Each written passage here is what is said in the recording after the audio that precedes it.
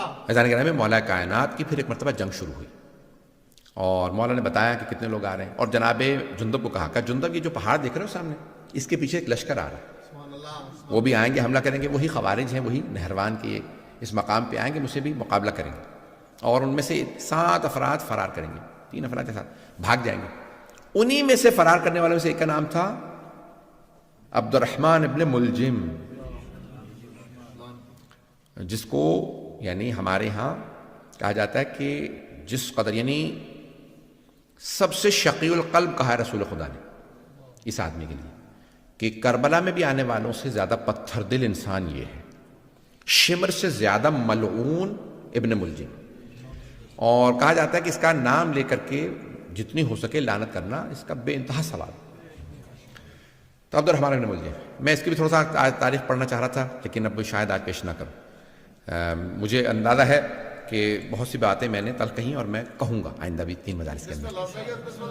عزیزان گرامی، مولا نے پھر جنگ کی، اور مولا جو ہیں وہ عام طور سے زمین پہ کھڑے ہو کے جنگ کرتے تھے، جو آئے مقابلہ کرے، جو مارا جائے مارا جائے، جو بھاگ جائے بھاگ جائے۔ واحد جنگ ہے جہاں پہ مولا نے فرمایا، کہا اس میدان سے کسی کو بھاگنے نہ دینا۔ یہ صفین کے لیے اور نہروان کے لیے لوگوں نے کہا کہ مولا نے صرف ان کے لیے کہا اس میدان سے جو بھاگے اسے بھاگنے نہ دینا، اس سے پیچھے اس کے مقابلہ کرنے کے لیے جانا اور اس کو وہاں مار دینا۔ کہا مولا کیوں؟ جمل میں آپ نے کہا جو بھاگتا ہے بھاگ جائے، لیکن یہاں پہ آپ فرما رہے ہیں کہ جو بھاگتا ہے اسے بھاگنے بھی نہ دو۔ کہا جمل میں لوگ ماں کا نام سن کے دھوکہ کھا کے آ گئے تھے، پتہ نہیں لوگ ہیں یا نہیں، سوچ رہے تھے شاید ماں صحیح ہو اس لیے دھوکہ کھا کے آئے تھے، انہیں نہیں پتا علی حق ہے، پتہ نہیں مجمع ہے یا نہیں۔ کہ اس لیے میں نے وہاں پہ کہا تھا جو بھاگے بھاگنے دو، دھوکہ کھا کے آئے، وہاں مسلمان تھے دھوکہ کھا کے آ گئے تھے، یہاں یہ منافق ہیں، کافر ہیں، اسلام کا لبادہ اوڑھ رکھا، کہ کوئی بھاگے اسے بھاگنے نہ دینا۔ مولا نے ایک مرتبہ ذوالفقار کھینچی، اللہ اکبر کی صدا دی، گھوڑے کو اینٹ لگائی، مولا صفوں سے اپنے گھوڑے کو دوڑاتے رہتے تھے، جہاں سے گزرتے تھے سر ہی سر نظر آتے تھے۔ کسی نے سوال کیا یا علی تلوار چل نہیں رہی، سر پہ سر گر رہے ہیں؟ میں اپنے انداز سے جواب دے رہا ہوں، مولا کہیں گے میں ذوالفقار کو روک رہا ہوں، روک نہیں رہی ہے۔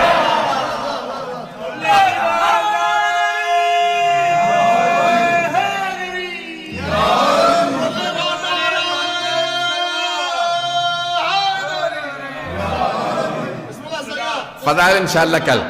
عزیزان گرامی، آج مطالب جو پیش کرنا تھا میں نے کر دی، بس ایک سن لیجئے۔ مولا نے وہاں پہ مقابلہ کیا اور بھاگنے میں صرف چند افراد ہی کامیاب ہوئے، باقی سب کو مار دیا۔ مولا نے کہا کیوں؟ یہ ایسا فتنہ ہے، یہ جہاں جائیں گے کفر پھیلائیں گے۔ اگر وہ چند افراد بھی جو بچے تھے آج اگر آپ کو داعش نظر آ رہے ہیں تو سمجھ لیں انہی کی تبلیغ کا اثر ہے۔ بات پہنچ گئی ہے عزیزان گرامی، بکلیئر ہوئی ہے۔ یہ جو بھی اہل بیت کے خلاف خروج کرتا ہے چاہے کسی دور میں کرے، وہ کہتا ہے میں جا کے جنت البقیع ڈھاؤں گا، میں سامرہ پہ حملہ کروں گا، یہ جو بھی ہے اس کا مطلب ہے یہ خارجی ہے، یہ خروج کر رہا ہے امام کے خلاف۔ اور خوارج ہمارے تمام علماء نے کہا کہ وہ نجس ہیں، عین نجس، اخبث و انجس ہیں، نجس جانوروں سے بھی زیادہ۔ اس سے زیادہ کھل کے تو نہیں پڑھ سکتا ممبر سے۔ تو جو اہل بیت عزیزان گرامی، آپ سن لیجیے عبد الرحمن ابن ملجم کون ہے؟ اگر چاہیں تو آج پڑھوں، نہیں تو چھوڑ دوں، بسم اللہ بسم اللہ سید بسم اللہ۔ ہے ٹائم تھوڑا پڑھ دوں آج یا کل مکمل کروں؟ عبد الرحمن ابن ملجم ملعون کا سن لیجیے پھر آج۔ مولا کا گورنر تھا یمن کا، مولا کو بہت پسند تھا، اسے معزول نہیں کیا، بہت سے لوگوں کو بس سب کو معزول کر دیا، اور اسے کہا کہ بھی تم اپنے جیسے 10 افراد کو بھیجو جن کی میں تربیت کروں، جو پھر یمن کو چلائیں نظام۔ سنیں گے نا؟ بسم اللہ سید۔ اس نے 10 افراد بھیج دیے، اس نے 100 افراد کا انتخاب کیا، 100 افراد میں سے پھر 40 کو چنا، ان میں سے جو سب سے اچھے 10 افراد تھے انہیں کوفے بھیجا، کہا تم جاؤ جا کے علی بن ابی طالب سے تربیت لے کے۔ مولا مسند بچھا کے بیٹھے، 10 افراد آئے، مولا نے پہلے کا پوچھا نام بتاؤ، بلدیت، سب کو تعارف ہو رہا ہے، سب کو بتا رہے ہیں کون کون ہیں یہ لوگ، دوسرا تیسرا چوتھا، چھٹے آدمی سے پوچھا بھائی تمہارا نام کیا؟ اس نے کہا عبد الرحمن، عربی میں اس نے جواب دیا انا عبد الرحمن، میں عبد الرحمن۔ مولا نے اس کو دیکھا اور کہا انا للہ و انا الیہ راجعون۔ اس نے فوراً پلٹ کے پوچھا آپ نے کلمہ استرجاع کیوں پڑھا؟ مولانا نے کہا تیرے باپ کا نام کیا؟ اس نے کہا انا ابن ملجم، میں ملجم کا بیٹا ہوں۔ تو مولانا نے کہا انا للہ و انا الیہ راجعون، کلمہ استرجاع دوبارہ پڑھا۔ اس نے کہا کیا بات ہے، کیا میں مرنے والا ہوں؟ مولانا نے کہا مرادی انت، تو مرادی ہے؟ عبد الرحمن ابن ملجم مرادی قبیلے سے تھا، مراد۔ اس نے کہا کہ ہاں۔ مولانا نے پھر کہا انا للہ و انا الیہ راجعون۔ کہا کیا بات ہے، آپ بار بار کلمہ استرجاع کیوں پڑھ رہے ہیں؟ کیا میں مرنے والا ہوں؟ مولانا نے کہا نہیں، تو میرا قاتل ہے۔ اس نے کہا قاتل نہیں، میں تو آپ کا چاہنے والا ہوں۔ مولانا نے کہا نہیں، تو میرا قاتل ہے، میں تجھے ابھی سے وارننگ دے رہا ہوں، تجھے تحدید کر رہا ہوں، تو جہنم میں جائے گا اپنے اس گناہ کی وجہ سے، اور وہ لعنت ہوگی، تو جہنم کے اس گڑھے کے اندر جائے گا کہ جہاں کوئی نہیں ہوگا۔ اس نے کہا نہیں، کیسے ہو سکتا ہے میں آپ کو مار دوں؟ مولانا نے کہا میں تجھے بتا رہا ہوں ابھی، تو قاتل ہے میرا۔ ایک مرتبہ اس نے کہا کہ بھئی کیسے ہو سکتا ہے، آپ مجھے مار دیں، ابھی مار لیجئے۔ مولانا نے کہا کس جرم میں، جو تو نے ابھی کیا نہیں؟ اسلام میں جرم سے پہلے سزا نہیں ہے، جرم کے بعد سزا ملتی ہے۔ تو نے بھی جرم نہیں کیا، لیکن میں تجھے ابھی سے وارننگ دے رہا ہوں۔ اب اسے اندازہ نہیں، آہستہ آہستہ وہ ایک فاحشہ کا جو ہے وہ عاشق ہو گیا۔ اب ممبر کے قابل نہیں کہ میں بیان کر سکوں۔ اس کا نام قطام تھا، ہمارے ہاں بھی کہا جاتا ہے نا، گالی دینی ہوتی ہے تو قطامہ کہتے ہیں، یہ اس کا نام تھا۔ اس نے بھی شرط رکھی، اور وہ بھی مولا کی دشمنوں میں سے تھی اور ملعونہ تھی، اور بہرحال کہ بھی میں شادی کروں گی، لیکن مجھے ایک کنیز چاہیے، 5000 دینار چاہیے، اور علی بن ابی طالب کا سر چاہیے۔ الوقائع والحوادث میں اس روایت کو لکھا۔ کچھ لوگوں نے کہا ہے معاویہ سے بھی لنکس تھے، اور بہرحال اہل بیت کے قتل کے اندر آپ کو پتہ بنو امیہ کا ہمیشہ کردار رہا ہے۔ بنو امیہ نے بڑا منفی کردار ادا کیا۔ اہل بیت کے خلاف جو سب سے بدترین جو دشمن اہل بیت کے گزرے ہیں اور اب تک ہیں، وہ بنو امیہ۔ اب وقت تمام ہو گیا، میں تفصیل میں نہیں جا سکتا۔ اور پھر اس نے کہا کہ نہیں، میں ایسا نہیں کر سکتا، اور پھر آہستہ آہستہ کہا کہ ٹھیک ہے میں ایسا کروں گا۔ اور کیا کیا اس نے؟ یہ گیا خانہ کعبہ میں، غلاف خانہ کعبہ پکڑ کے اس نے قسم کھائی کہ میں علی کا قتل کروں گا۔ اس نے کیا کہا؟ اس نے کہا میں کیا کروں گا؟ حرم میں خانہ کعبہ کا پردہ غلاف پکڑ کے قسم کھائی میں علی کا قتل کروں۔ کب؟ شب قدر میں۔ کہاں پہ؟ مسجد کے اندر، مقدس جگہ پہ، مقدس رات میں مقدس ترین ہستی کا قتل کرنے آ رہا ہے۔ کیا سمجھ کے؟ عبادت سمجھ کے۔ بسم اللہ سید۔ جو اہل بیت علیہ السلام کے مقابلے میں آئے، وہ کسی بھی زمانے میں ہو، کوئی بھی ہو، تو اس پہ عزیزان گرامی صبح و شام لعنت ہے، اور اللہ نے ایسے لوگوں پہ لعنت بھیجی۔ اور اگر میں ایک جملہ پیش کر رہا ہوں، وَمَن يَقْتُلْ مُؤْمِنًا مُتَعَمِّدًا فَجَزَاؤُهُ جَهَنَّمُ خَالِدِينَ فِيهَا وَلَعَنَهُ اللَّهُ وَغَضِبَ اللَّهُ عَلَيْهِ وَلَعَنَهُ وَأَعَدَّ لَهُ عَذَابًا عَظِيمًا۔ یہ اللہ نے قرآن میں آیت کی نازل، سورہ نساء آیت نمبر 93 4 سورہ۔ اللہ کہتا ہے جو کسی مؤمن کو جانتے بوجھتے ہوئے عمدن قتل کر دے تو اس کی سزا یہ ہے، وہ جہنم میں جائے گا، اللہ اس پہ ناراض ہوگا، اللہ اس پہ لعنت کرے گا، اور اس کو ہمیشہ عذاب میں رکھے گا۔ عام مومن کو مار دے تو اللہ فرما رہا ہے جہنم میں جائے گا، اور اگر کوئی امیر المؤمنین کا قاتل ہو۔ آج مسلمان کہتے ہیں کہ سوچنا پڑے گا، لعنت کر سکتے نہیں؟ قرآن کی آیت کو تو نہ انکار کرو۔ میں نے تمام کر دیا، مختصر سے مصائب سن لیجیے۔ میں نے کہاں پہ روکا تھا؟ آئیں ذرا میرے ساتھ چلیے گا۔ جہاں میں نے کل بات کو روکا تھا مصائب کو، وہیں سے مصائب کو جاری رکھوں گا۔ امیر المؤمنین، اگر کبھی لوگوں نے جناب سیدہ کے در پہ آگ نہ لگائی ہوتی تو پھر کربلا کے خیمے کوئی جلانے نہ آتا۔ یہ کربلا کے خیمے کس نے جلائے ہیں؟ انہی لوگوں نے کہ جو مانتے تھے سیدہ کے در کو جلایا جا سکتا ہے۔ اور اگر جناب امیر کی گردن پہ کوئی ضربت نہ چلاتا، سر پہ ضربت نہ لگی ہوتی، آج صبح آپ نے دیکھی ہوں گی نا، کوفے کی مسجد سے اذانیں نشر کی جا رہی تھی۔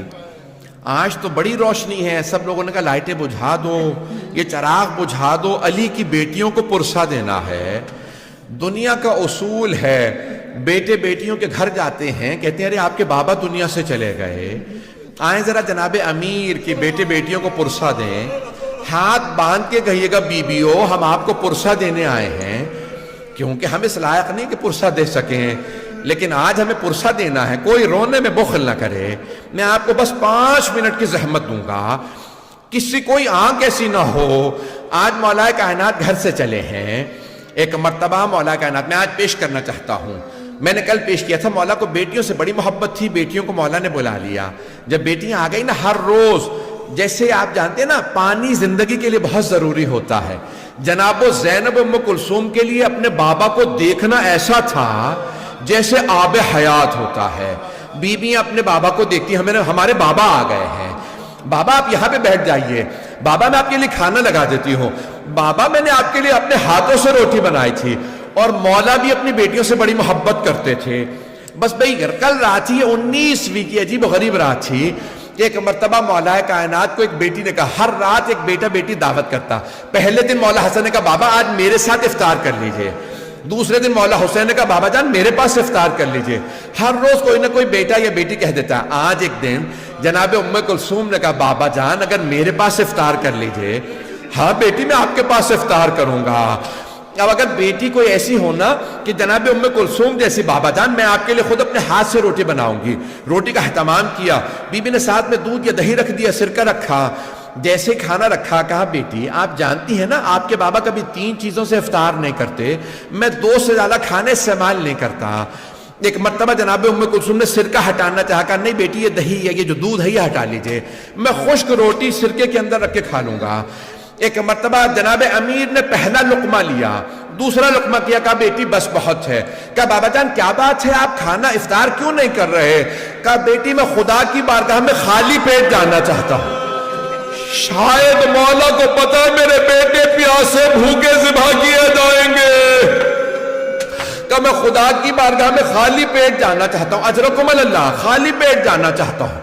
ایک مرتبہ جناب ام کلثوم کے آنسو بہنے لگے, بابا خدا کی بارگاہ میں جانے کی باتیں کر رہے ہیں, اگر پردیس ہو زینب ام کلثوم جیسی بیٹیاں ہو یہ پتا چلے بابا جانے والے ہیں, بیٹیاں تڑپنے لگتی ہیں.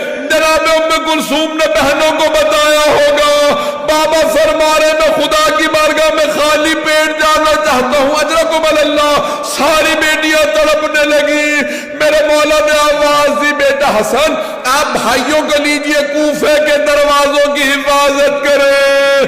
کہا بابا جیسا آپ کو حکم, لیکن آج ہماری باری نہیں ہے. کہا بیٹا میں بھی جانتا ہوں لیکن چلے جائیے. جانتے ہیں کیوں؟ مولا نہیں چاہتے تھے کوئی بیٹوں کے سامنے باپ پہ تلوار اٹھائے. کوئی باپ نہیں چاہتا مجھے بیٹوں کے سامنے مارا جائے. میں ہاتھ جوڑ کے کہوں گا مولا ذرا کربلا کے دیکھے, ایک چھوٹی سی بیٹی کے سامنے باپ کے گلے پہ خنجر چل رہا ہے. اجرکم اللہ, اجرکم اللہ. یا علی میں بھی پڑھوں گا 2 منٹ کی میں زحمت دوں گا. ایک مرتبہ مولا علی نے ایک مرتبہ کہا میرے سارے بیٹے کوفے کے دروازوں کی حفاظت کے لیے چلے جائیں. آخری جملے سن لیجئے, مولا نے بیٹیوں سے کہا بیٹیوں الوداع. ساری بیٹیاں صحن میں نکل آئی. بابا یہ کیا حالت بنا رکھی ہے. میرے مولا صحن میں آئے, مرغابیوں نے راستہ روک لیا, مولا کی عبا میں چونچوں کو ڈالا. اب جناب زینب سے رہا نہیں گیا, کہا بابا کبھی آج تک ہم نے یہ حالت نہیں دیکھی. یہ مرغابیاں, یہ بطخیں, یہ پرندے آپ کا راستہ نہیں روکتے. میرے مولا نے مڑ کے بیٹیوں کو دیکھا, پھر ایک جملہ کہا کہ انہن نواہی, یہ میرا نوحہ پڑھ رہی ہے, انہیں پتا ہے بلی چل کے نہیں آئیں گے. پرندوں کو پہلے پتہ چل جاتا ہے. ایک مرتبہ میرے مولا نے خدا حافظ کیا, پھر ایک جملہ کہا زینب میرے بیٹوں سے کہنا انہیں اگر وقت پہ دانا پانی نہ دے سکے آزاد کر دے. میں ہاتھ جوڑ کے کہوں گا مولا آپ سے جانوروں پرندوں کا بھوکا پیاسا رہنا برداشت نہیں, انہیں بھوکا نہ رکھنا. مولا جب کربلا میں آپ کی پوتیوں نے رو کے کہا ہوگا دادا ہم پیاسے ہیں,